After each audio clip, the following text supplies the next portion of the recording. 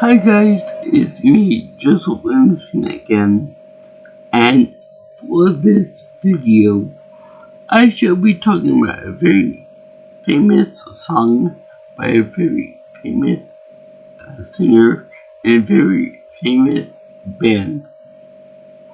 Yes, indeed, I am talking about my favorite song by Ozzy Osbourne in the Black Sabbath band from jolly old England.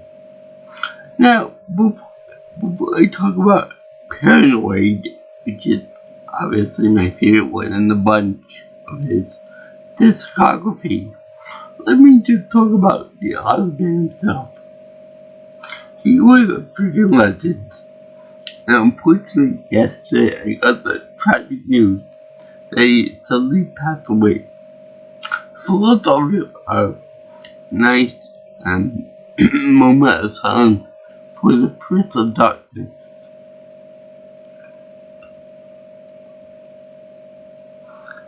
We were definitely not worthy of his spectacular talent and his, well, for the most part, fuck you attitude toward the establishment and toward the stuffiness of being, overly religious, like with the name Black Sabbath, which obviously, talked about, the witches and the brews and all kinds of other things that most religions wouldn't when you talk about, because it was back in the 1960s, I believe, where people were just blossoming out of the whole religious conformity and all that stuff. So, Black Sabbath was actually one of the front runners for what would be known as the heavy metal movement. And God bless them. They were freaking awesome. And I happen to know someone whose brother actually attended Ozzy's farewell concert a couple weeks ago, and he won the tickets on like some kind of a radio broadcast program. So he was very lucky and very blessed to go see him in his farewell concert. Although I would like for the concert not to be so literal, because he passed away less than a day ago. So, with very dedicated, and he was a very influential man with his topics that he sang about, including this one for Paranoid. I'll get to that in a minute. But he was, like I said, he was very norm taking. And so there were lots of critics for, you can't do this on television, you can't sing about this, you can't be all like gothic and all like horror themed and all that. But he paved the way for many people to emulate his singing and performance and got exterior. Case in point, Marilyn Manson. Another point, Alice Cooper, and they all got their influence from the godfather of heavy metal itself, Mr. Ozzy Osbourne. Not the guy from Spider-Man. And his reputation precedes him as a really legendary rocker, and especially when he went to go do a performance of some song or something else, where he bit off a bat's head. Now, this was actually supposed to be a prop, but for some odd reason, they gave him a real life bat. to do with. He bit it off. And when he realized what it was, he promptly spit it out, and then it went for kind of rabies shots and all this stuff. So, unfortunately, I don't have the my bat prop with me, my rubber bat. So I figure I will do it with Batman right there. The next best thing.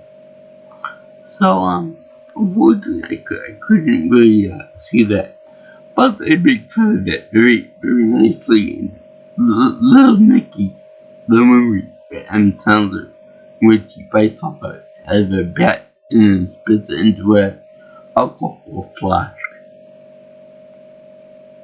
But yeah, it was just so adorable with his little coptic imagery and his fake nails and stuff like ah. Yeah. I even enjoyed his long hair and little round glasses, his sunglasses with the rose tint to them. They were actually pretty good, pretty hippie-esque. And also, I enjoyed watching his show a little bit. You know, I forgot the name of it, the reality show about the Osbournes.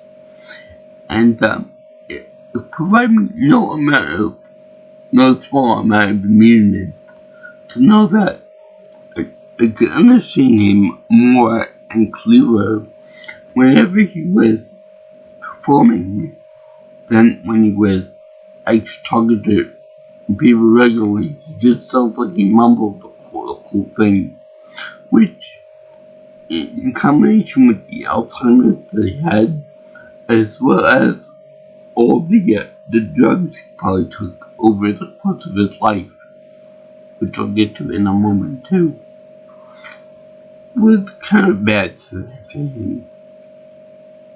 You know, they created this whole hodgepodge of mental problems that he could obviously show on the age. Also, it's the same matter, the reason why he was able to sing so well and so coherently was probably because he probably rehearsed the songs multiple times over again, and he committed them all in memory, so he knew them pretty well packed. That and the fact that I hear that with music you can actually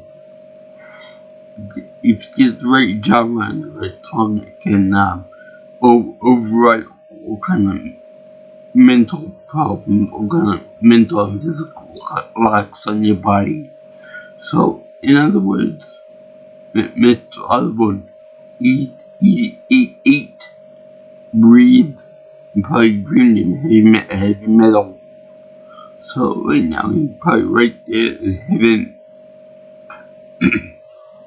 with my mother and with my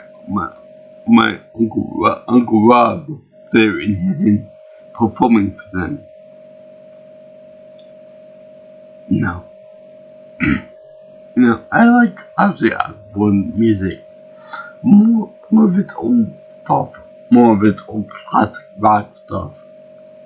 Like Crazy Train. Like Iron Man. And Sweet Leaf. Which obviously is not marijuana. But this song right now is called Paranoid, which obviously is because of his drug abuse and drug habits. That's why it's paranoid. And goes to most of the symptoms of paranoia drawn on by drug abuse. And let's see here. Well, there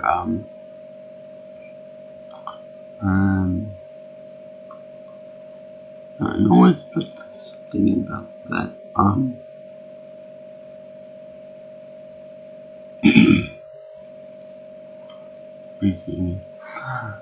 This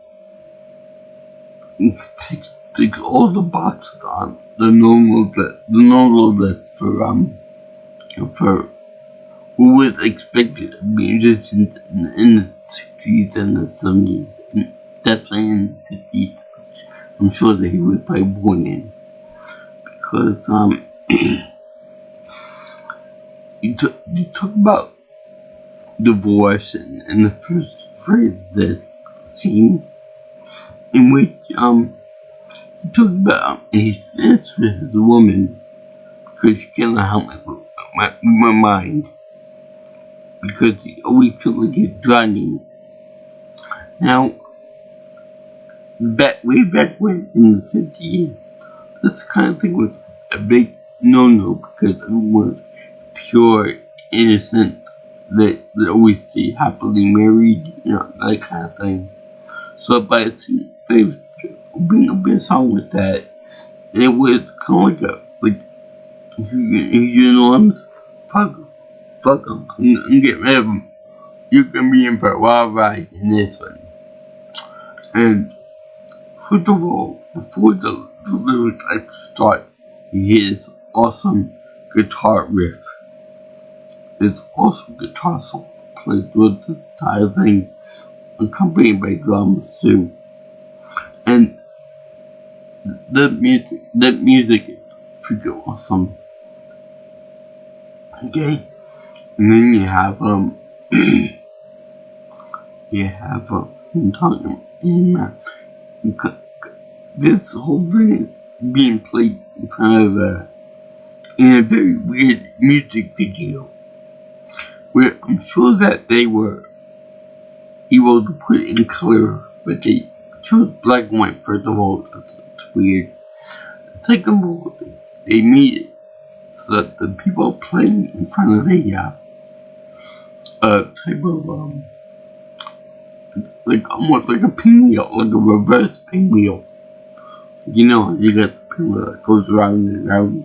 This is more like a cutout with the circles, and behind the first cutout, you see the different patterns spinning around. And the three guys involved, the drummer, the guitar player, and the Ozzy, so all just pretty considerably compared to what you would associate him with crosses and upside down crosses and bats and black and all that stuff. He was actually really uncomfortable with those, and I think the other guitarist was wearing like something like from a hippie back then, with long hair and a colorful outfit. We couldn't see it because it wasn't black and white, but it was super cool. And you see the Osmond himself bobbing up and down with his head like a heavy metal legend that he is. So anyway, you hear him talking about divorcing, leaving his woman behind, which is a kind of derogatory way of saying your wife or your spouse or partner or whatever. But come here, woman. You're no good to me. Go away. I'm done with you. But that's no shattering thing from Ozzy. He's always pushing the boundaries in a good way, in a very good way. So anyway, now I should tell you that I wasn't able to get some of the lyrics in this short song. It's only like less than 3 minutes long, this whole song. So it's some of it just sounds like cobbled mess, but other times it sounds like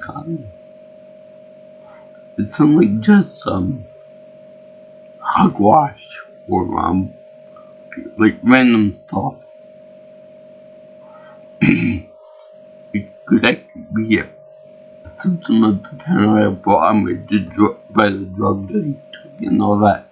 Plus, you could argue that the guitar solo was a stab at the whole madness of your mind when you're paranoid from drug use, all that. Same with the drums too. let's see now. He says, I am drawing in my mind, and then he tried to find something to satisfy him. He can't find anything to pacify him. Very good writing there, Ozzy. And very good things. When you're on drugs, you always want more and more and more to get the same level of satisfaction. So it was really good. And he says, if you make a joke, then you will laugh and I will cry. Or maybe it was sigh. I will sigh, you will cry, or something like that. Anyway, that kind of makes emotions, you know. There's always going to be someone that's going to be unhappy when it comes to kind of comedy, you know. If you make a joke at someone's expense, you know, you're going to laugh or feel happy about it, and they're not going to feel so happy about it. But people think he didn't think because because of something that I couldn't really understand what he was saying, but maybe with the accent. You know, he was from England, so he does a little bit of accent. But you know, me my stupid American ears probably couldn't pick up on it. Anyway, let's see here. One very surprising thing about this, that last moment he says, no, I want you to be happy. I want you to live your life and be happy.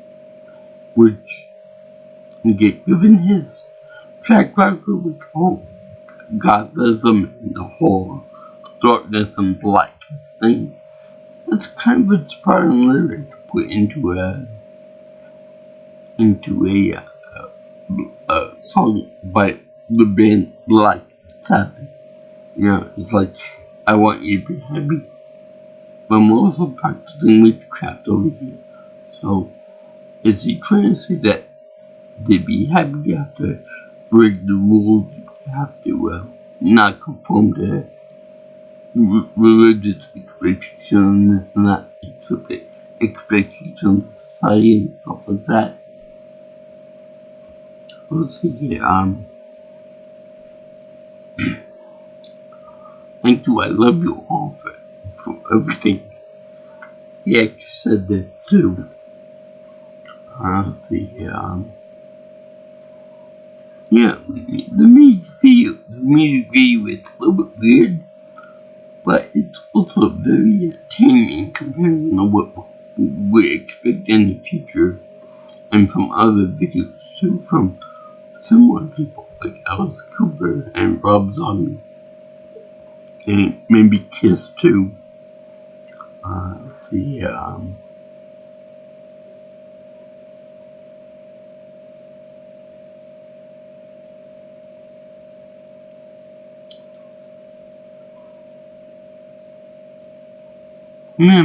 and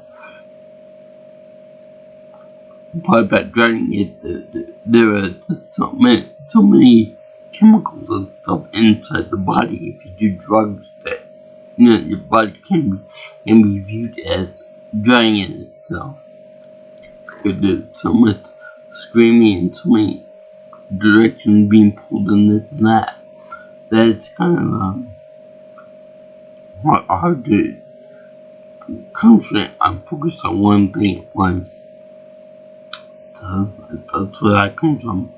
And the idea about singing a song about what it's like to be on drugs, that's kind of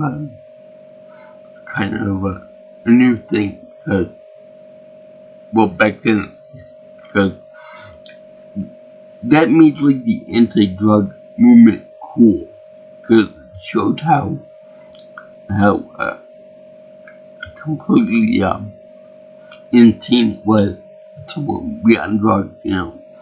Back then, you always associated mean drugs with coolness, you know, they're all hip and now and all that, by doing drugs and stuff like that, like hard drugs. And, you know, but Ozzy came along and said, no, it's not cool. you go crazy, you go insane by doing it. You always hear voices, people always get insane by doing it. So he made PSA type media cool. I know it sounds weird, but it was like kind of ahead of time. You know, you always hear like, don't do drugs, kids. Don't do drugs. They're bad for you. But they never actually tell you what occurs in your mind and your body when you do drugs. But Ozzy, having pretty much every drug known to man is viable for you, knows exactly what it would like. And we've seen that Ozzy's singing voice and performance were affected by his drug use when he was younger and his Alzheimer's when he got older. So that made it a very dangerous combination, and he died at the ripe age of 76. Many people would say that he died too young. I don't think that. I think he lived a full happy life. Although it's a little bit short compared to somebody who's like 80 or 90 years old. So, I'm just glad that we were blessed by his wonderful English singing voice, along with Freddie Mercury and among others from Great Britannia. Let's see here.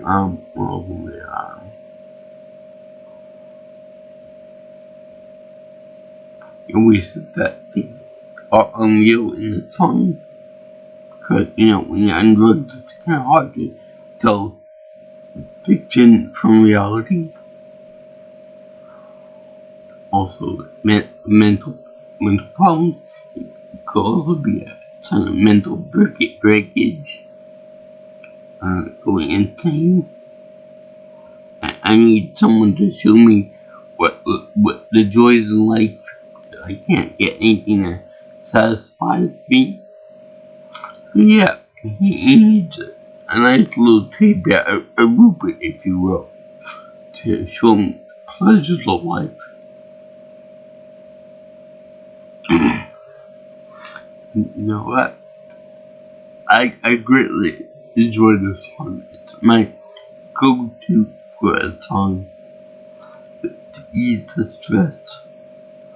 And I would be honored to play this at the gym. And I wonder if I play it at the gym with a volume high, if people will join me in loving the song too. Because most people that go to my gym are of the right age to enjoy it. To enjoy the Ozzy, enjoy Black Sabbath. Let me enjoy my Black Sabbath every once in a while at the gym or wherever I'm at. Yeah, I also have some fun to go along with that, because as you know, I went to the Bedford Center for the Arts to see a band called Almost Queen, in which they had imitate Freddie Mercury. And let me tell you, it was pretty damn good too. It was very, very fine choice of person for that. And it was very professionally done. My brother even enjoyed it, even though he wasn't a big Queen person himself. But he enjoyed it. And during the intermission, I was actually talking to somebody about Queen, the band. And she was saying to me that you're too young to know who Queen was. So I said, okay, try me. Because I know how old I am. I'm 4 years old. She thought I was 26 years old, 24, 26 years old. So like, okay, go on with that. Go on with it. No way you're 4 years old. And even if I wasn't 4 years, even if I were 21 years old, I would still know who the hell Queen was, because I ain't stupid. No. Everybody and their mother knows Bohemian Rhapsody. They know We Are the Champions. They know The One Bites the Dust. They know other songs too by them. But what people probably wouldn't know is that they're from England, like Aussie. Like, for example, I'm sure you probably say that I'm too young to know who Ozzy Osbourne was. Now, I gotta admit, Paranoid did come out in 1970, so that was a little before my time I wrote. About 15 years before my time. My father and my mother introduced me to all these great singers and performers in bands, and all this great music that was very anti-establishment, as I said before. So, rock on, everybody. Enjoy the music and love yourself. And just enjoy yourself. I'm sure that Mr. Osmond looking down my bin, along with Freddie Mercury, and probably all the others too. And they're probably looking down on us and probably smiling at everyone, enjoying their stuff, enjoying their legacy, enjoying their wonderful music. They become more because of them, people become more accepted, more free, and just a very more groovy society. With Freddie Mercury being that he was openly gay, I mean, yeah, you have to be there with some of the outfits that he wore. But people look at that and they think it's acceptable to be gay out in the open. Just like with Ozzy Osbourne. It's okay to be gothic, wear black, eat bats, or just get your baby shot afterwards. But yeah, it was all about being accepted. I mean, this is all part of the the whole satanic panic of the 70s and probably the 80s. But I just kept powering through it and keep thinking, I don't care what anyone says, I'm still gonna make good music. I'm still make heavy metal music. It's part of my soul, my essence. And you know what? That's made me unique. Because he, like many other people, didn't bow down to any big standards or anything, brother. I'm not gonna cower down because you have ethics and all that. It was all a matter of freedom of expression. They didn't do anything bad, didn't do anything wrong, didn't pressure anybody to do anything evil. They were just making good music. They just happened to have weird messages about drug system, which was actually funny. It was the first PSA message that was actually real awesome. That was really real awesome, and I thank you for that, Miss Osman. This song is it's for listening, and so are you. I love it. I love you. Thank you very much. And I will continue to live a happy life because of you. And my parents, of course, but that was an absolute influence. And I miss him too. I miss him a lot. Especially when he cameos in like Love Nicky and other movies too. So yeah, I thank you for watching my video. Go Ozzy Osbourne in his in one of his first albums and songs by Black Sabbath called Paranoid. That song is. It was so good. It was very cathartic to me, and it was very good to talk about the sorrow that I felt for such a massive personality and such a massive influence on my music, on my musical taste. Some disappearing. This is my version of say Michael. I was there. Michael Jackson died too, but David Bowie in the past, Elvis Presley, and so that there were others before that, but they were more of my parents and my grandparents' generation. Like Elvis was a very controversial figure in his own right, as well as all the other rock and roll people. Like heavy metal was controversial in the same way that rock and roll was when it came out in the 50s and 60s with Jimi Hendrix. All the greats, Jimi Hendrix, Elvis Presley, Bill Holiday, etc., etc. As you can tell, I watched the movie Mr. Holland's Opus 2 days ago.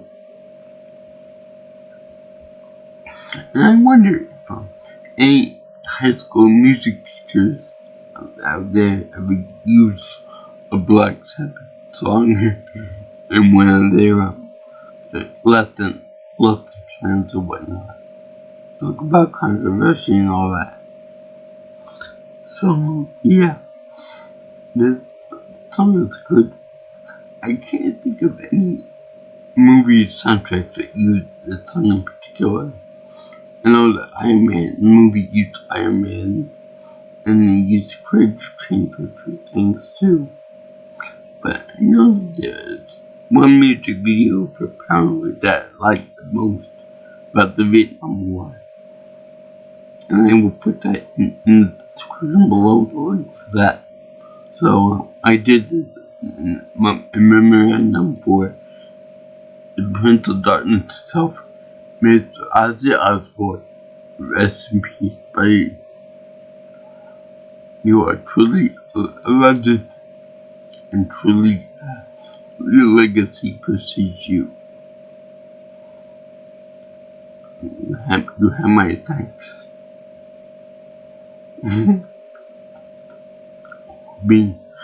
for being who you are, and not being ashamed of it, and you embraced your uniqueness. Anyway, I've always planned on doing a song too by Black Sabbath on this channel, but it just seemed like the perfect time to do it.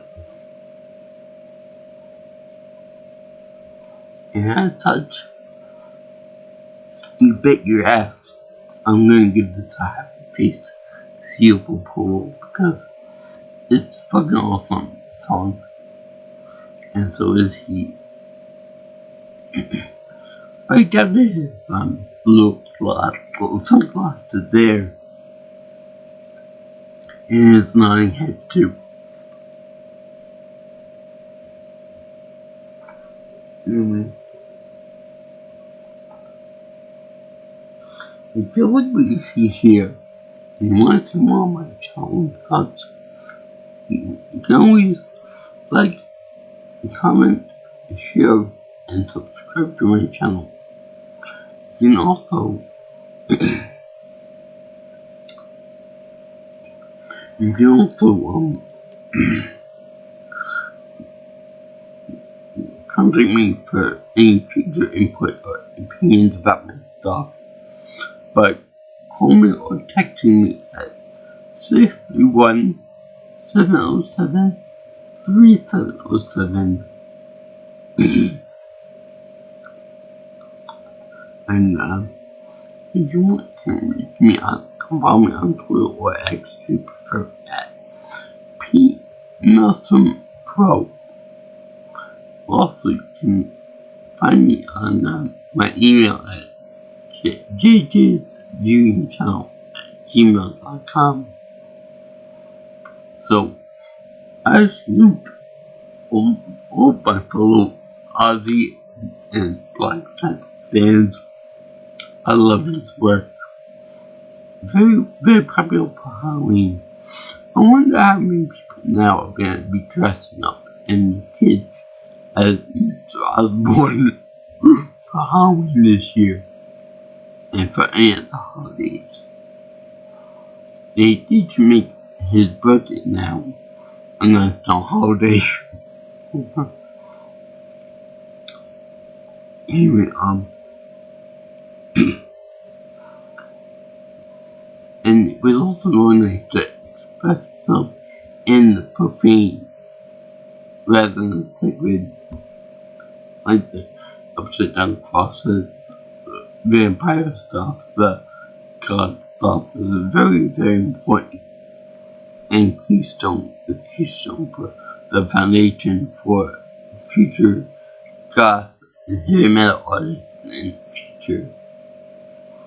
So I love for that.